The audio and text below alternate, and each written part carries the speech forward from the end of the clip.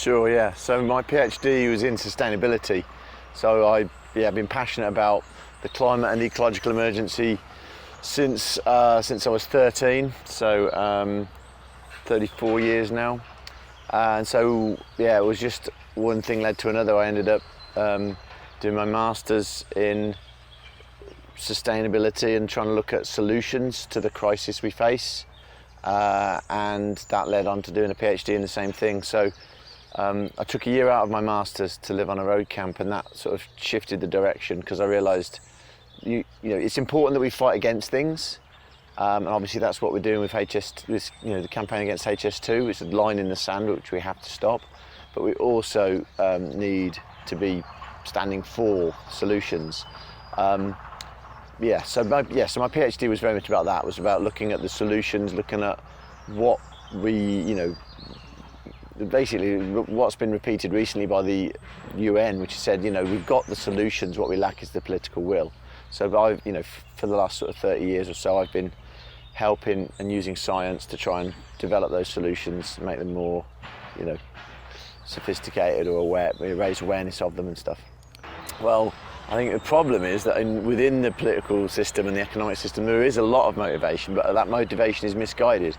That motivation is all about profit. The people with the most power and influence are predominantly driven by profit motive. So that's a big part of the problem, really. I think everyone has got their ability to care. I genuinely think no one gets up in the morning thinking, I'm going to really fuck things up for the world today. I think everyone gets up thinking, all right, I'm going to do my bit. And unfortunately, that doing our bit has been sort of warped and twisted and led astray, largely through, I think, the growth sort of drive of capitalism. The economic growth is the be all and end all. Politicians get voted on how much they're going to make the economy grow. That's their bottom line, really. And there's loads of research now showing that actually that search for economic growth is fruitless. It's led to undermining of happiness and undermining of well-being. There's a certain point at which, if you keep growing the economy, it starts to undermine the basis of the whole economy, of the whole society, and we're reaching that point now. And the climate and ecological emergency is just one illustration of that.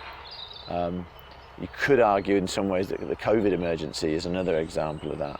So I think there's a lot of motivation out there. I think everyone is motivated to try and be of benefit in their lives, and everyone has got this capacity for love. It's just where that gets channeled and directed. Yeah, I think the school system is definitely part of it. It's interesting because my background with my PhD and a lot of my research was around sustainability, and what a lot of people within that sort of field will say is, it's all about education. I ran a project in Wales, Education for Sustainability sort of project. I've been involved in that area a lot. But I think there's a danger when you go down that route of displacing the responsibility. The responsibility lies with everyone who's alive right now as an adult. We all need to step up and make those changes, and we need to do it now. We have no more time to waste. So it's not like we can wait for some point in the future when some future generation or the kids that are alive now fix it for us. It's like we have to do it now. But yeah, the education system is absolutely part of the problem. It was invented as part of the Industrial Revolution to create, a subservient working class that could serve the industrial machine. So, but that's not to say all education is bad. As I said, I worked within an education field for a long time. I think education is really important and has huge potential. But it's a bit like it's how you channel that energy, that education. You can educate people to be really Exactly. bad people, can't you? Or you can educate them to thrive. Yeah, I don't believe there are bad people. I think all people are fundamentally good. I think there are people that do bad things, and I think you can educate people to be misguided and doing the wrong things, doing bad things, doing harmful things, destructive things. But you can also educate people to sort of release their potential, and actually bring their strengths, gifts, and talents into the world to benefit us all. Could talk a bit about that, sure. Yeah, the education system was, sort of invented, as I said, in the 19th century, and it was very much tied up with the Industrial Revolution, because they needed, to create a controlled workforce. They needed to give their kids, so it's, and it's still very much tied up with that. That's why now, if you look at the COVID lockdown release, like removing the lockdown, education is at the heart of it. America and the UK have got this big debate at the moment when we open the schools again, and the reason that is happening is because opening the schools allows the parents to get to work, whereas actually spending time with your children and raising your children is the most important job any parent can do. But this shows how wrong we've gone, because our system says, no, the most important job you can do is serve the economy. You need to get out there and work and serve economic growth. So you need to send your kids to school, put them in that little machine of the industrial school system to get them functioning as dutiful cogs within the industrial machine. So that was the broadly a slightly cynical, but I think a very realistic view of how and why the education system was developed. I mean, as I said, it's not all bad, and I've spent my life as an educator, so I believe passionately in education. But we have to be eyes open about where that system came from, and what it's still doing now, which is it's absolutely controlling us, and also serving this thing of getting the parents into the workplace. Yeah, it's a good question. So there was I think it's like with all of these things, there's a number of steps on the way, but I think a key turning point for me was when I as a kid, I'd always saved. I've done jobs since I was 11, and always saved up. Never really spent money on things. Never really wanted much. So, and I was like, what am I saving for? Didn't really ever know, but it's just in my nature to save. So, found myself. What's your phone? Sorry about that. Sorry. Yeah, no, sorry guys. This is this is how it is. So I found myself. So I was the first one for my whole family to go to university. So I had no advice really about what to study. I'm a geographer. That's what I should have studied, but I didn't have anyone saying, "You're a geographer. Do geography." What I had instead was just my parents going, "Yeah, if you want to go to university, none of us have ever done that. We don't know anything about it, but yeah, if you want to go for it." And my teachers didn't say anything, so I just was predicted good A-level grades, so I chose a course that required good A-level grades, which happened to be law. So it's really not a good reason to choose a degree, but I did think, well, at least I'll empower myself. Even at 17, when I was making that choice, I thought, well, at least it'd be a good thing to sort of learn how, where I stand in the legal system, and I was already very switched on about the ecological catastrophe that was already unfolding, back in sort of 89, 88. And so I did a law degree, and the thing that I learned in my law degree is if you expose yourself to a work culture, it will change you more than you'll change it. So I found myself coming out of this law degree with a guaranteed place at law school, not because I wanted to be a lawyer, but I felt all this pressure to become a lawyer because I'd been trained for 3 years to think like a lawyer and be a lawyer. And I'd got friends that couldn't get into law school because they'd not gone to the right uni and all the rest of it. And I felt pressure on myself. It's like, how can I justify not going to law school when I've got this place, guaranteed place, and I've got all these other people that can't even get in? So what I did was I used my savings that I'd saved up since I was 11 to pay for myself to go on a master's. And it was such, because it bought me a year of it'll give me time to decide whether I'd do law or not. And it was great because it was in the geography department by luck. It was about environmental stuff, so it was but on that master's I learned that the climate emergency is the greatest single threat we face. So that was in 1993, and so that was when it became clear to me. The more I studied climate change, the more it became clear I had to do something about it.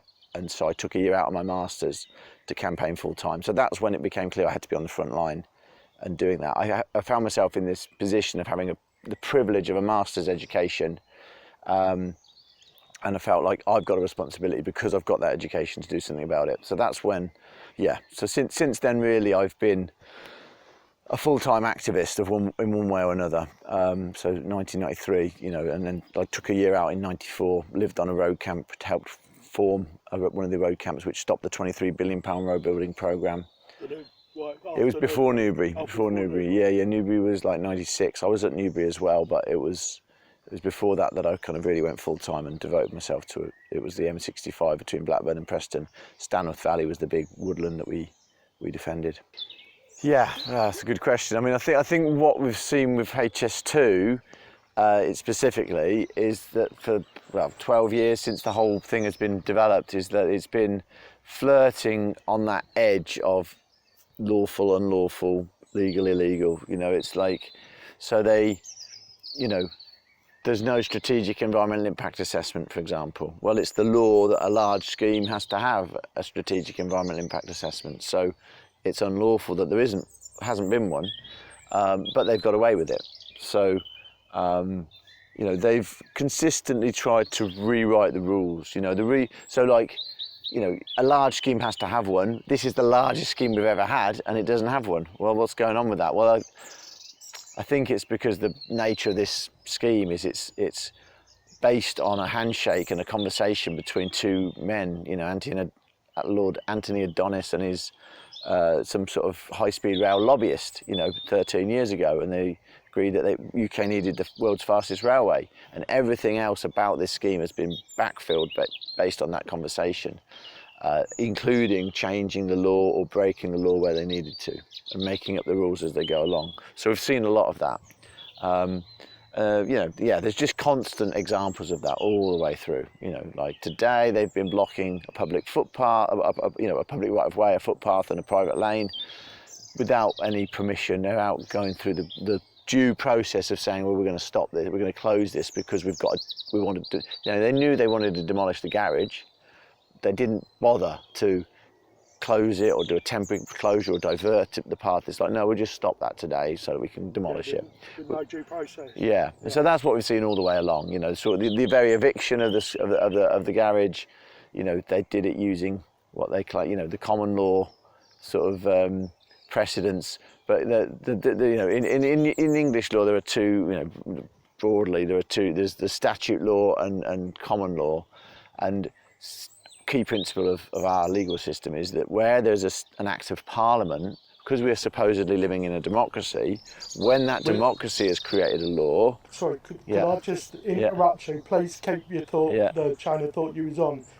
Do you believe that we actually live in a democracy, or is it a tyranny disguised as a democracy? Well, it's certainly not a healthy functioning democracy. What you want to call it, there's all sorts of different things you could call it, but it's enough to give people the sense that, you know, you can manipulate the media and the education system and everything else, that people believe it's a democracy, but actually it's not. You know, if you look at it, you know, if you look at what we're capable of creating much better democracy than what we've got. The People's Assemblies is an attractive way forward, as from what everything I've seen. I mean, I was a big fan of proportional representation until I saw the offering of People's Assemblies, which I think is probably the most representative type of democracy I've ever seen put forward. I'm not saying there aren't there. Yeah, no, so I think you're referring to citizens' assemblies. There's a distinction. Sorry. So a People's Assembly is an informal thing of who happens to be there, and you can do that in a market square or whatever. Yeah. They're really great. But a citizens' assembly is a particular thing using a process called sortition, which is the process through which we get jury service. So it's a way of selecting to get a representative sample of the population. Yeah, so that's the thing that makes a citizens' assembly, one of the things that makes a citizens' assembly different, is that it uses sortition to select the citizens that are in the assembly. But yeah, absolutely, the citizens' assembly has got a great potential to really reboot our democracy. The foundations of Western democracy was based on sortition and based on something like a citizens' assembly, where it's deliberative democracy, ordinary people selected at random, so that and then given all the information and the chance to discuss it. Because then you've got a baker, a butcher, a florist, you know, you've got a full range of the population represented. You represent for age and religion and area of the country, you know. Whereas at the moment, you know, I think everyone's aware, you know, we've just got this tiny elite that are mostly public school educated, You know, if you look at our cabinet for the last, you know, well, forever really, they've all predominantly come from Eton, and they've been privately educated. You know, it's like on both sides of the fence, socialists, absolutely, you know, sort of Labour and Conservative, and all of the others that don't really matter in terms of who's going to get into government the way it is. And that is really important, because we're talking about education, and then you're trained in those schools, private schools in particular, to think in a certain way. Like, you know, the idea is that you're destined to rule, but also that this idea of money being the be all and end all, you know, and so because you're trained in particular ways, that means you end up with a situation that we've got now within our supposed democracy, our parliamentary system, where lobbyists control, they call the shots. So by the time you get close to being in a senior position within shadow or actual government, you're in the pocket of big business, you know, and the fossil fuel industry is the most powerful lobby group humanity's ever created, so they have a disproportionate influence over policy. So we see that all the way through. And so there's a lot wrong with our democracy. Where were we going before the question about democracy? You was talking about them stopping people's rights. They're using common law. Oh yeah, so that's right. So we've got this supposed democracy. So therefore, we should use acts of parliament that have come through the supposedly democratic process rather than common law, because the common law has evolved through judges finding their way in cases where there hasn't been a clearly written down law, so they kind of make it up as they go along, and then another judge finds that useful and says, and then someone will rely on that and say, and then that becomes established as common law, which served a purpose. And as 1,000 years ago, when there weren't established laws, it was really useful to have that process to kind of make it up as we go along and create some regular laws. But we could, again, just like our democracy, we can do a lot better than that. So if this eviction last week here that HS2 have used, they've relied on common law when we have an Act of Parliament from 1977 that governs the situation we had. We have Section 6 under the Criminal Law Act 1977, which legally squatted the land. It protects and instead of using that and going through the courts and using due process, they've tried to circumvent that and said, we don't need to use that because we'll use this older common law. Well, it's like, no. If there's an Act of Parliament that's more recent, that's what we should follow. We should follow the due process. So all the way along. So even then, there's a dispute. You know, we're saying, well, that's an unlawful eviction because you're relying on this old common law. I mean, that was invented when slavery still existed and people didn't have the vote, you know, women or men. So it's like times have changed. Let's get up with the modern times, you know. But instead of that, so there's a dispute. We're saying, no, that's illegal. You should use the Criminal Law Act, 1977. They're saying, no, we can use this common law. Okay, there's a dispute. We have a legal system to resolve disputes. Let's go to a judge and ask the judge what's the position.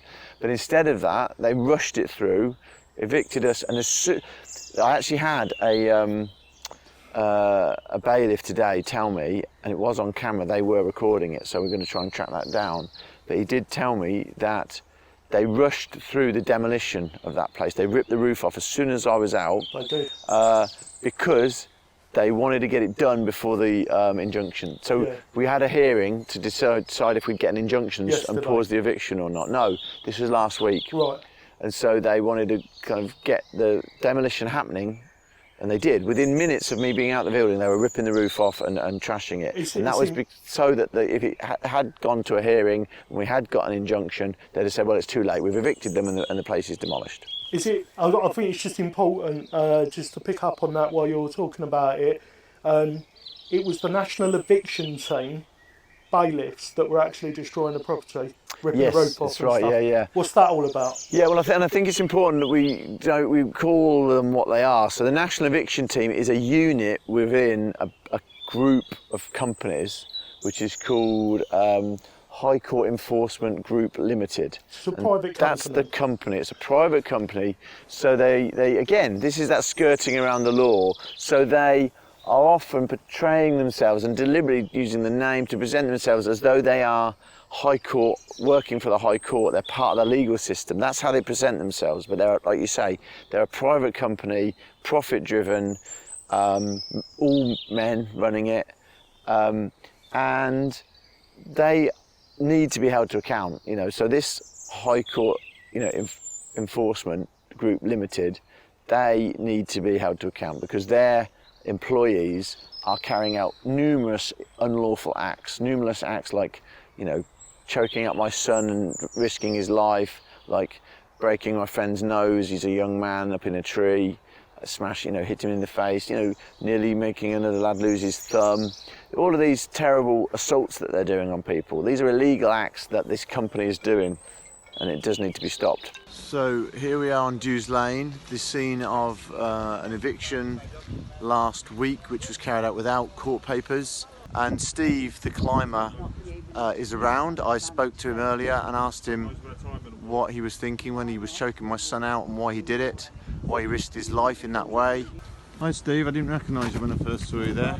How are you doing? I'm good, yourself? I'm still recovering, to be honest. From various things that have happened, like witnessing my son being choked out by you at height without a harness on. I'm sure you witnessed anything. Sorry, you don't think I witnessed anything?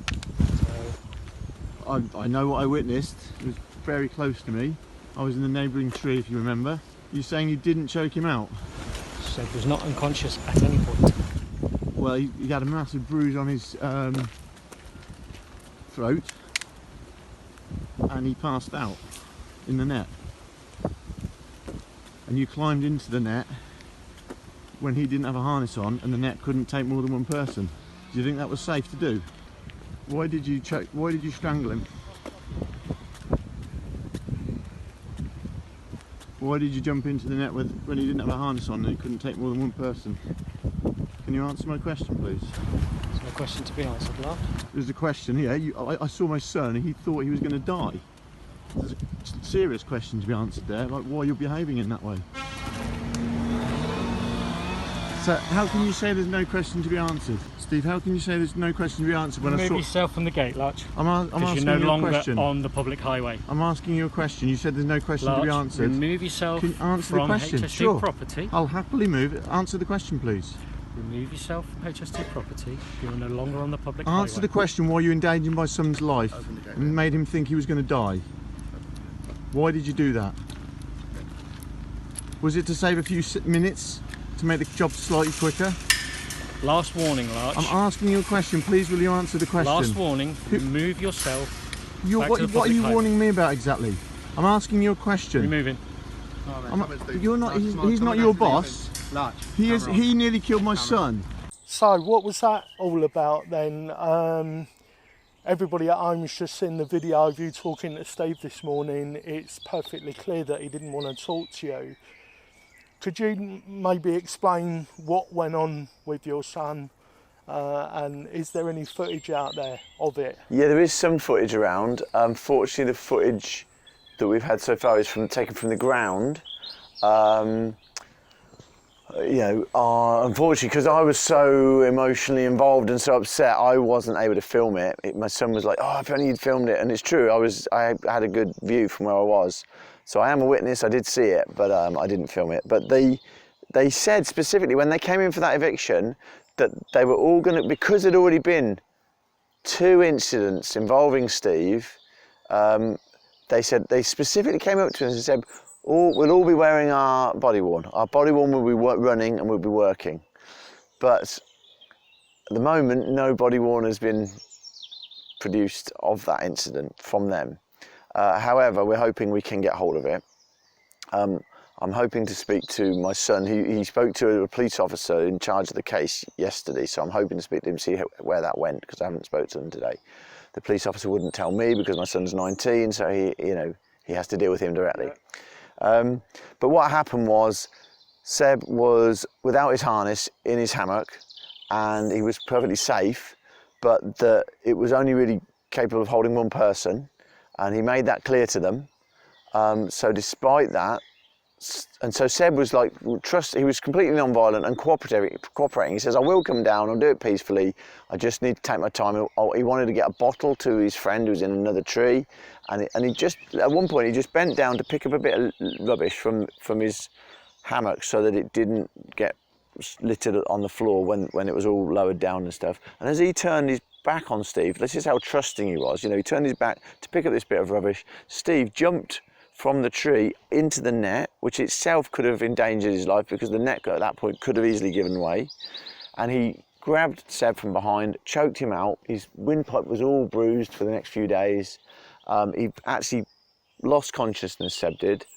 And not only did he choke him out, so Seb thought he was going to die. And it was horrendous to watch. And what happened was the other climbers in the net and the head bailiff on the floor, Gary, all were calling to Steve to stop, and Steve didn't hear any of them. He carried on. He was in this frenzy, and he also, so Seb passed out, and then he came back round into consciousness, and Steve carried on choking him out, and he even put pressure points in his throat and stuff. Absolutely horrendous for someone who was not resisting. He was not even resisting. He was simply saying, yeah, I'll cooperate, I just need to get a few things sorted out. So instead of talking the calmly out of the situation, Steve has massively escalated it, took huge risks with Seb's life, and left him and I both traumatised, and that's what triggered the incident yesterday, because Steve said, how am I doing? And I said, well, actually, I'm still recovering. And he said, from what? I said, well, from that incident. I mean, it's not like you can just brush it under the carpet and pretend it didn't happen. And this is what seems to be happening at the moment, and this is my concern, that we need to hold Steve and all of the workers to account. HS2 have done numerous things. There's an incident where I've got a treehouse up in Warwickshire in Crackley Wood, and the rope was cut on multiple occasions, and they all denied any knowledge of it. And then one day it happened, and what they've done is they've taken those ropes and tied them off over the fence on HS2 side. So at that point it's clear that it's HS2 that have been tampering with these ropes, and they've just done this, even having denied it multiple times. So I got the police, but again, that's still being investigated. It's like, it's so hard to actually hold them to account. All of these examples. How do you deal with that as a parent? I mean, we've just watched the footage of you having the conversation with Steve. I commend you on your ability to stay calm and just ask questions. I don't think there's many people that would have been able to have stayed that calm with this guy. So props to you for that. I mean, have you got any tips for anybody that is in a situation like that? What was your mindset? How did you manage to, you did the right thing, because asking questions, we have to be better than these people. Otherwise, we're not setting them an example. But how do you remind yourself of that in those situations? It's a good question. I think it's like just so I as well as part of my looking into the climate and ecological emergency and all the issues around HS2, I also look into the sort of history of social change and what brings about change. And research shows really clearly that non-violent movements are more than twice as likely to succeed as violent ones. And so when people looking on see that you're conducting yourself in that respectful, peaceful way, they are much more inclined to sympathise with you than if you're lashing out verbally or physically.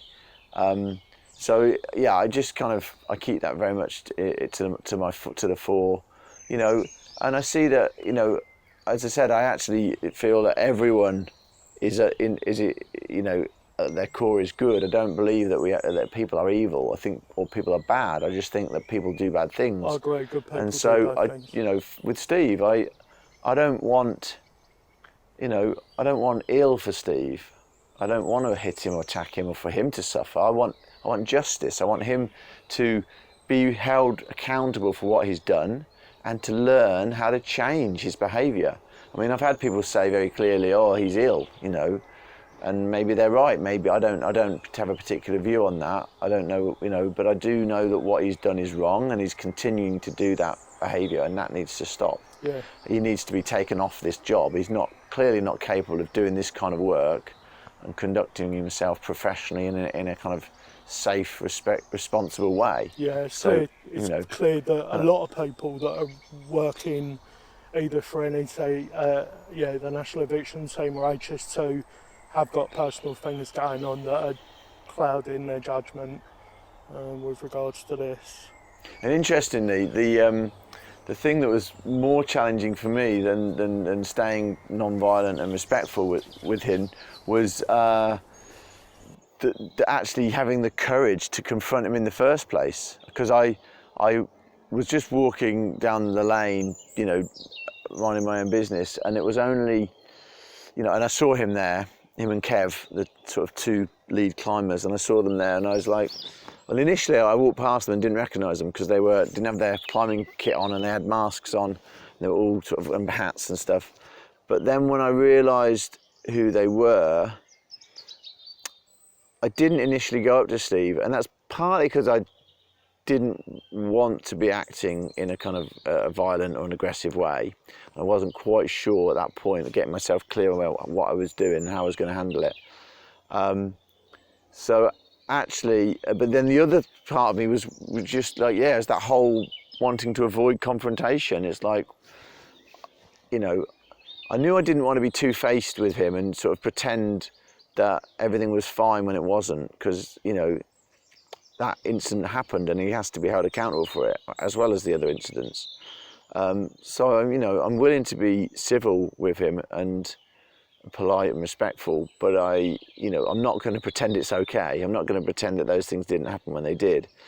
So, what was more of a challenge was finding the right frame of mind to be assertive and true to myself, whilst remaining respectful and sort of polite and non-violent. But I started by speaking with Kevin, and actually I filmed another protector addressing Kevin and confronting him about how he'd assaulted her and risked her life just last week in evicting her from a treehouse, where they tied her up with her own prussaks and ended up lowering her down in a way that she ended up upside down in her harness. She got caught in the rope, the harness broke, massive trauma and risk to her life. And she very, very gently asked Kevin about that.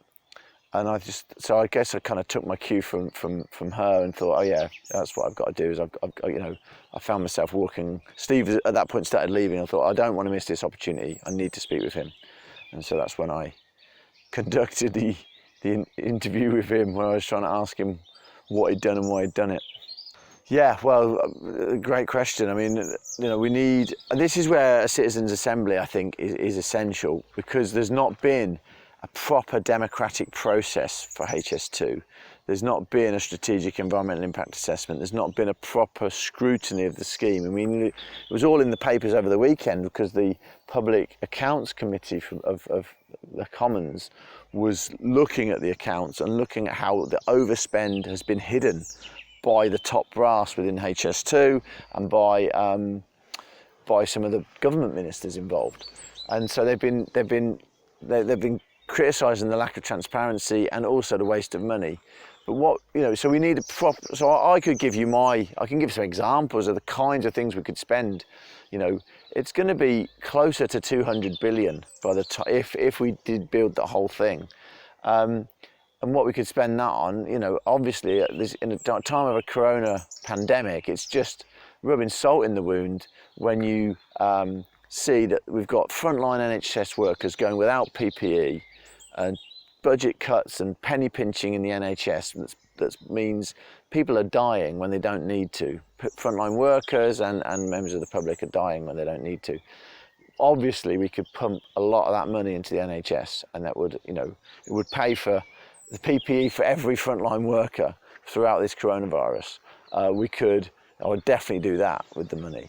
I would definitely, invest in all sorts of preventative and other kinds of essential health care for the NHS, that is desperately needed. But you could also keep even just small amounts of it and push it into the sorts of things we're trying, supposedly trying to achieve with HS2. Like we could electrify the whole rail network for way less than HS2.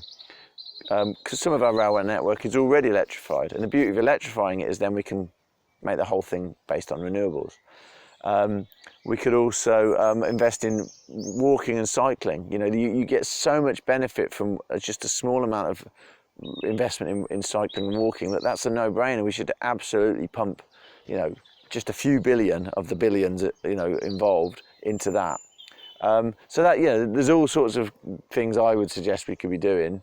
Investing in energy efficiency so that everyone has a warm home, creating much more employment. So the salaries are so inflated for HS2 workers that's partly why it's so expensive. And therefore if you invest that money in healthcare and in renewable energy efficiency, public transport, and walking and cycling, you create far more jobs than you would create with HS2. So, there's all sorts of way better ways of spending that money and being far more beneficial, creating more jobs, and benefiting the whole of society and benefiting us in a way that helps us with this essential crisis of the climate and ecological emergency.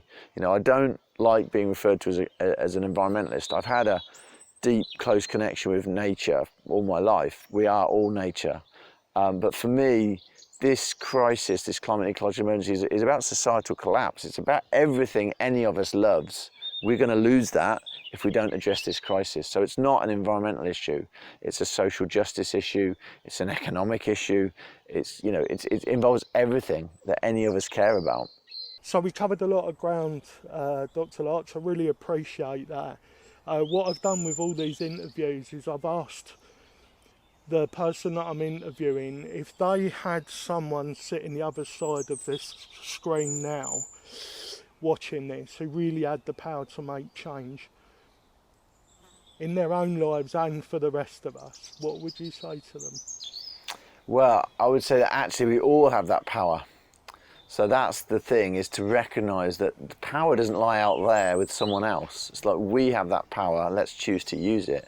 So each of us uses the power we have. We can stop this scheme, we can transform our world, transform our society, transform our world. So I would just say for all of us to really recognise the power we have and use it in a really conscious way, work together.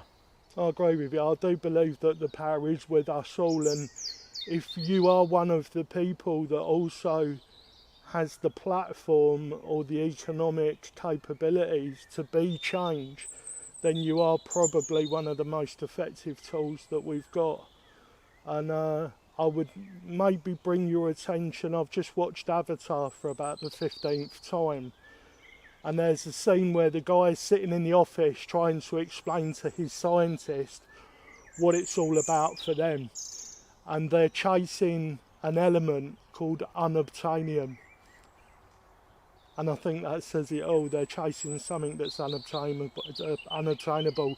And I think that's what they think they're chasing. But what they are actually chasing is what most of us have got, and that's just happiness. Just on that bit about happiness, because it links to what I was saying about us stepping up to our power.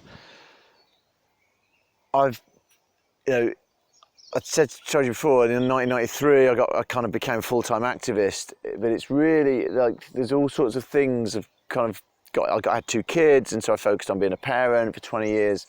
But it's really the last couple of years that I've really stepped up to being, doing this full-time again, and really living true to my purpose on this planet. And that's where happiness and fulfillment lies, is like living our calling, living what we're called to do. So it's not some mythical figure in a bank balance. It's like each day using our strengths, gifts and talents, and working in the way that we're called to do. So we're aligned with our core, and our heart and what we're called to do.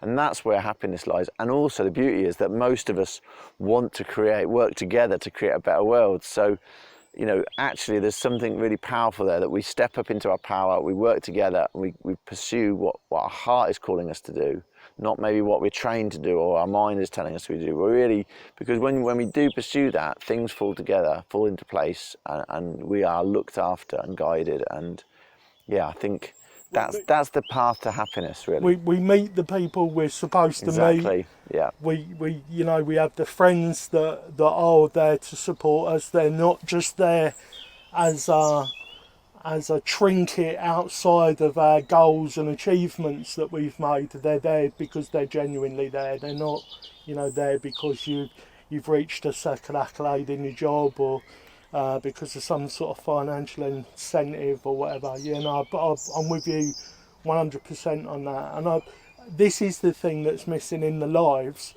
of the people that are calling for the destruction of the planet.